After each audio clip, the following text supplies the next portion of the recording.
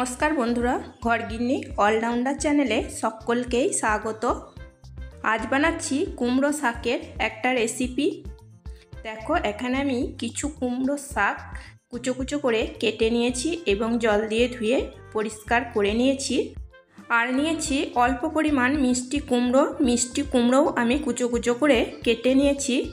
কুমড়ো শাক আমি কোনো রকম মশলা ছাড়া খুব অল্প পরিমাণ তেল দিয়ে রান্নাটা করব। देखो बंधुरा ओभेन आमी कड़ाई बसिए दिएछि। कड़ाईते एखन आमी दिए देब अल्प परिमाण जल। एखन आमी दिए दिচ্ছি मिष्टि कुमड़ो जेटा आमी कुचो करे केटे रेखेछिलाम सेटा दिए दिलाम। आर दिए देब कुमड़ो शाक।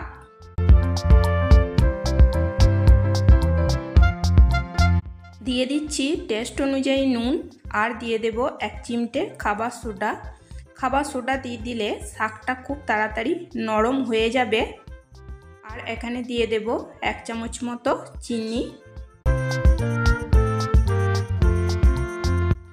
एखन आमी हाई टू मीडियम फ्लेमे नाड़ाचाड़ा करे नेब। नाड़ाचाड़ा करते करते कुमड़ोर शाकटा किन्तु अनेकटाई कमे जाबे। आमी जेभावे कुमड़ोर शाकटा रान्ना करछि खूबई सिम्पल, किन्तु এটা গরম ভাতের সাথে প্রথম পাতে খেতে খুবই ভালো লাগে। খুব বেশি তেল মশলা দিয়ে রান্না সব সময় খেতে ভালো লাগে না। যদি এই গরমে একটু হালকাভাবে এরকম রান্না করে খাওয়া হয় তাহলে কিন্তু খারাপ লাগে না, বেশ খেতে ভালোই লাগে। দেখো বন্ধুরা শাকটা আমি নাড়াচাড়া করে নিয়েছি। শাকটা কিন্তু অনেকটা কমেও গেছে। এখন আমি ঢাকা দিয়ে মিডিয়াম টু লো ফ্লেমে কিছুক্ষণের জন্য রান্না করে নেব, যাতে কুমড়োর শাকটা এবং কুমড়ো খুব ভালো মতো সেদ্ধ হয়ে যায়। 4 থেকে 5 মিনিট মতো আমি ঢাকা দিয়ে মিডিয়াম টু লো ফ্লেমে রান্না করে নিয়েছি। এখন আমি ঢাকা সরিয়ে নিয়েছি, একটু নাড়াচাড়া করে নিচ্ছি। দেখো শাকটা কিন্তু খুব ভালো মতো সেদ্ধ হয়ে গেছে।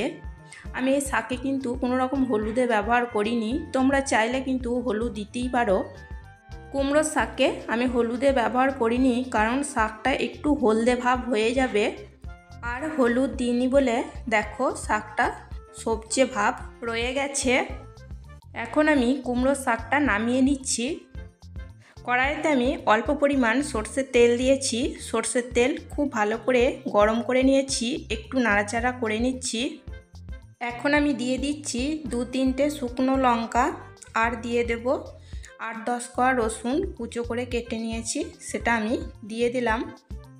একটু নাড়াচাড়া করে রসুন এবং শুকনো লঙ্কা ভেজে নেব। দেখো বন্ধুরা শুকনো লঙ্কা এবং রসুন ভাজা হয়ে গেছে। এখন আমি যে শাকটা সেদ্ধ করে রেখেছিলাম সেটা দিয়ে দিলাম। কুমড়ো শাক দেওয়ার পর আমি মিডিয়াম টু লো ফ্লেমে খুব ভালো করে নাড়াচাড়া করে রসুনের সাথে ভেজে নেব। যে সমস্ত বন্ধু শাক খেতে ভালোবাসো তাদের আশা করি এই রেসিপিটা খুবই ভালো লাগবে। আর রান্নাটা খুবই সহজ, তোমরা যে কেউই বানাতে পারবে। কুমড়ো শাক আমি খুব ভালো করে মিডিয়াম টু লো ফ্লেমে নাড়াচাড়া করে রসুনের সাথে ভেজে নিয়েছি। ব্যাস তৈরি হয়ে গেছে মিষ্টি কুমড়ো দিয়ে কুমড়ো শাক রান্না। এখন আমি গ্যাসের ফ্লেমটা অফ করে দিয়ে কুমড়ো শাক পরিবেশন করার জন্য নামিয়ে নেব।